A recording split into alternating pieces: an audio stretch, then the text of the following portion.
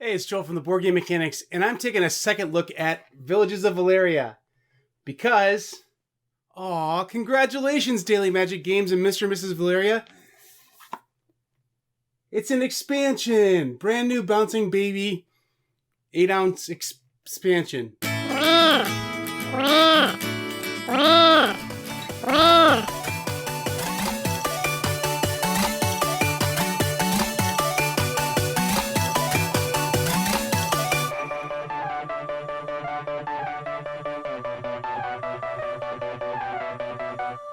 Previously on Joel's Cardboard Corner. First setup, we're going to give every player a castle card and then one of these player aid cards. Depending on player count, we're going to take out a certain amount of gold and form the bank. In a 2-player game, we're going to use 14 gold. After we thoroughly shuffle these decks, we form 2 separate decks.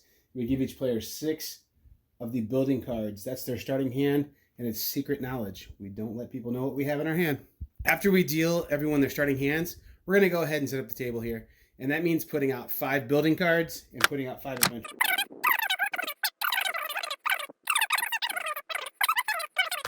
Back to this card. This card and all other building cards are going to basically have 2 ways they can be played. The first way they can be played is basically the way how the art is right side up for us as an actual building. And then you're going to be able to get the building ability here and the victory points, which you see here and here.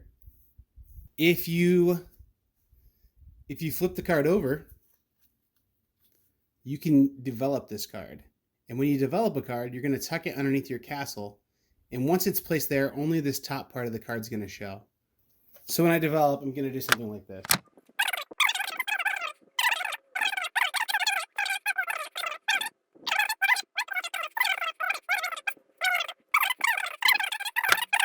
Adventurer cards are not entirely unlike the building cards in that they also have a adventurer type like icon, a name, they have victory points.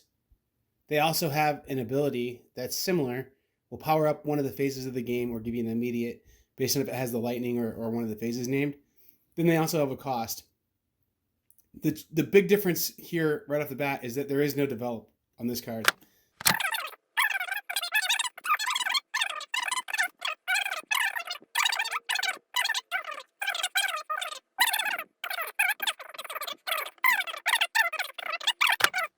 Then I'm going to take an action. So now let's get into each of the actions a little bit here. So right off the bat, this game has that popular and I think really fun thing of you're either a leader or a follower whenever an action's done. So when I say lead, it would be I'm the active player. I've chosen this action and I get to do that. A follow is when you're the inactive player or the off player. You get to follow. This is really simple. If I'm the lead, I'm going to draw 3 cards from the pile. I still have to follow the rules of the hand limit. I can't exceed 8 cards, but I'm going to draw 3 cards there as the lead. As the follow on the harvest, I'm allowed to draw 1 card. When I take a develop action, I'm going to discard a card from my hand, flip another card over from my hand, and place it underneath my castle so that I can generate more resources. So when we do the third action, what we're going to do is we're going to take our gold from our supply and we're going to place it onto places where we can convert it into the resources we need. So let's say I want to build this wood mill. I need a food, a wood, a stone, and a magic.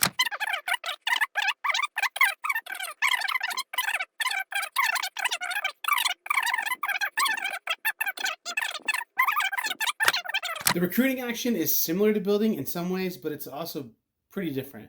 First off, we're not going to have adventurers in our hand. They're always going to come from the table. We're going to recruit them to our village from this common group of fighters or clerics or different things by having the symbols that they need present in our village. So this guy would only want to come to our village if we had these buildings present in our village. So in order for me to get him there, I have to have that set of buildings built, which I don't. And then if I'm the lead, I would just pay 1 gold to the bank.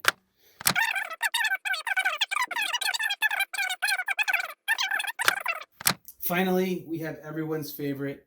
We are talking about taxes. So when you take the tax action, what you're going to do is take one gold card or one gold coin from the bank, and then you're also going to draw a building card into your hand.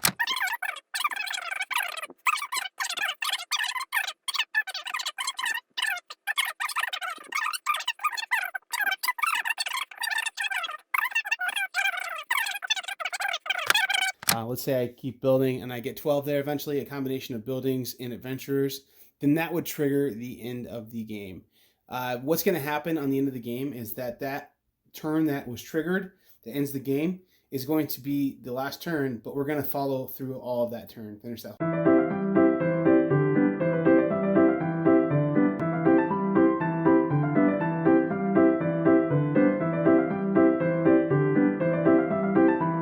All right, so let's take a look at what we get. We get this huge stack. I mean, there really is a big stack of additional buildings that comes in the Architects expansion.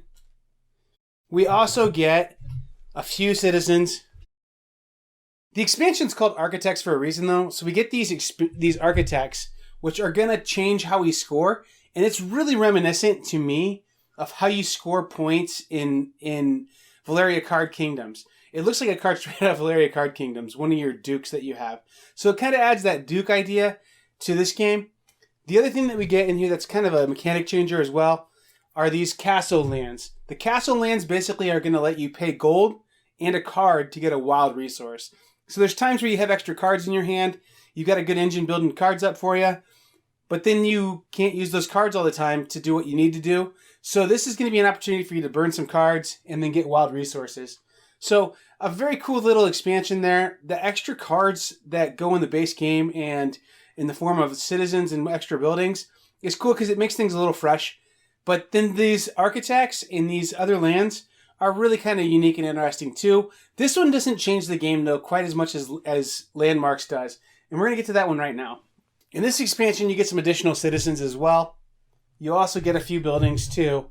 In Landmarks, the big change that we see in the game is we see the addition of landmarks. So we do get these extra houses, buildings.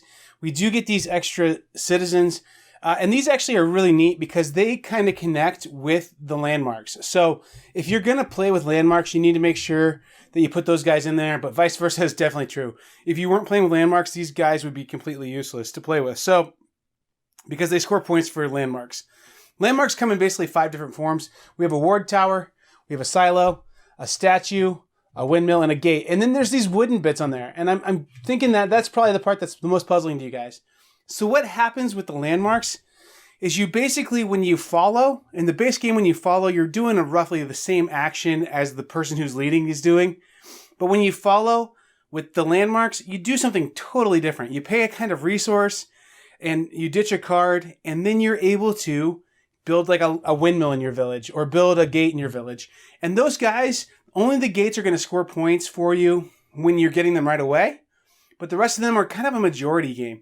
If you can get the most of any type of those buildings, then you're going to score a couple points. So it's not like a total like game-breaking kind of idea, but it's an extra little thing to put on there that when you have extra cards or extra resources and you wouldn't be able to follow or wouldn't want to follow otherwise, it's a way to still follow and kind of play this little side game. So I think it incorporates into the game fairly well. It's just another interesting choice layer to throw into the game, but it adds really cool little wooden bits that are fun to play with as well. Overall, the expansion is just a lot more stuff with adding a couple more mechanics to the game. Let's get back into the studio and give you some final thoughts. So engine building is this mechanic that we're seeing take off. And behind me, you can see a few engine builders that are really hot right now. And I think that it's a thing that we're going to see more and more of. And some of the engine building games that I'm referencing have gotten a lot of heat. They're really hot. People love them. I think this one's really good too. I think this one's right in the same category as some of those other engine building games that people are looking at more. And so, Villages of Valeria, if you didn't watch my full review on it, go find it. I tried to hit the highlights in there, but I think it's worth the watch. It's worth trying to figure out what this game's about. I like it a lot on its own, and it actually has grown on me on its own. Its vanilla state. So I do endorse that game, and more strongly now than I ever have before. It's a game that I see it on the shelf and I go, I really want to play that. And so it's a game that it feels gratifying and satisfying to play. The other thing too is just talking about the base game here. It's like a tiny epic size box. You can take this pretty robust engine building game with you. It's a backpack game. So I really do enjoy that as well. Finally, that little box there does fit the expansion as well. So you can fit everything in there. You may have to ditch the baggies. You may have to do some finagling and stuff, but that expansion is sitting inside of that box right now. And it's tight, but it fits. Now, the expansion version that I have here is the Kickstarter edition. The Kickstarter edition has the special extra fancy buildings in there and some extra little stuff. And with the Kickstarter, they actually offered a big box for Villages of Valeria. So I don't know. I think there's going to be a lot more expansions for this, and eventually it will need a big box. But I think what fits in that little box is really robust and really portable. And I think it's something that, I don't know, I really like it. So this is definitely a vacation game with me. Like, I would throw this in my backpack, and it would be one of the first games I would throw in the backpack to be like, okay, I'm going to be out of town for a weekend, but I want to play a game in the hotel lobby or something. It's one of the first games I'm going to throw in my backpack. I'm just going to say that right now. So that's all just basically about Villages of Valeria, the base game. Let's get to the expansion now. What's the expansion do? The expansion for this game, I personally think, makes the game better. I think it's really strong to start with, but it does add to one of the maybe not weaknesses, but it adds to one of the concerns, is that the replayability of this game might be a little low. It adds cards. It adds a ton of cards. So right off the bat, you're going to get a bunch more building cards in this game, which is going to help add to that replayability. You're going to get some more citizen cards, some of which are really coolly integrated into the new mechanics. And you're going to get a couple little mechanic kind of adds to the game too. So I think that all that's really cool and definitely adds to replayability. Let's talk about those mechanics. The Architects is the first one I'm going to talk about because it's easy. The Architects are the Dukes from Valeria Card Kingdoms. They just are. Like, it's secret knowledge, and I like adding that, you know, you don't necessarily have straightforward scoring, that maybe you're doing a little something different to score points, and you don't want everyone else to know that, and that's okay. Like, you're just doing something a little different than the rest of the people. And so it adds a little bit of guesswork if you're really playing this super competitively, but it adds a little bit of uniqueness to your game, and it lets you have space to score points away from other people. So that's really cool, and it does add to the game. It feels just like the Dukes in Valeria Card Kingdoms, but it's a cool way to score points at the end of the game, for sure. I even almost wonder if they like took some Dukes out of Valeria Card Kingdoms and were like, hey, let's try and use this Villages of Valeria in their lab. I wouldn't doubt it. I mean, they look like Duke cards, and they work the same way, essentially. And it works. It's good. It does really well in this package. It's a positive thing. So the Architects are really cool. They aren't nearly as impactful though as the Landmarks thing is. So it used to be you had to follow every time. You had to follow the action that was being taken. And that was something that was okay. But sometimes you weren't prepared to follow. You didn't have the right number of cards in your hands. You didn't have the gold ready to go. You didn't have stuff like that, you know, that you could spare. And you couldn't follow, and it felt bad. It felt like you were getting behind maybe if you couldn't follow every time or most times. Now with the extra Landmarks thing, it's still a little bit costly to follow, but not as costly as other times. And it doesn't have to be a specific action. So you can kind of get that secondary executive action, maybe is what you might want to call it, that lets you take a piece of the game and put it in your area and then play like kind of a majority game. So it's almost like it's not like an area control thing almost, but it's like you have to get that majority in there. And so it does feel really good to play with that. And it makes you really focus more on, it used to be cards in your hand weren't that important. They weren't that great. They didn't do a ton for you. They did stuff for you some, but now with all these expansions and things they've added, the cards in your hand really do matter more. And so building an engine that generates cards is more gratifying and it's more balanced, I think, with other things. So it puts more of an emphasis on generating cards with your engine, which is really, I think, a positive thing. And it does change up the game enough to make it a little different. So there's a couple citizens in this expansion as well that really do score points for your landmarks, and that's pretty neat too. So you add the different ways to get points with all these expansion things, and it alters gameplay, but it doesn't really change it. And this expansion is not just a more stuff expansion, which that would have been fine. A more stuff expansion would have been fine, and it would have added to the game and helped the replayability of this game out a little bit, which wasn't weak to start with. So the expansion could have been fine if they just added those buildings and citizens. but instead they added a lot more. They added a couple mechanics that supplement what's going on and really do kind of change how you play the base game a little bit. So the game's going to feel really familiar. It's going to be easy to integrate the expansion into this game, and I think that it's overall a really positive thing for the game. So where do I land with this game? Well, right off the bat, the theme and the who's it for is going to stay the same. This is like a pretty light game still. The theme's for everybody. So I think this is going to be a broad appeal, broad chances to play this game. And like I said, this is the game I would throw in my backpack right now to take on a trip with me somewhere. This is the game that, I mean, I'm going to be playing board games with just my wife and my son tomorrow. I think this one might hit the table just because it's a lot of fun and it's a lighter game that feels good still. So I think that who it's for and the theme and who it's going to appeal to, really strong, really, really strong. The components and the art in this game are still strong. I think it's got its own kind of distinct style. In the Kickstarter edition of the little wooden bits kind of are fun to play with and add to it. So I'm going to say that they're a 4.5 out of 5 on that. So I feel like that's really strong. That the components and art on this are really strong. 4.5 out of 5 means it's better than 90% of games out there. So I would say that too. That the art and just the componentry on this and the card quality, all of it really is nice. And they could have used cardboard bits for the gold. They could have used cardboard bits and tokens for the other stuff, but they used nice wooden chunks, which I personally really like.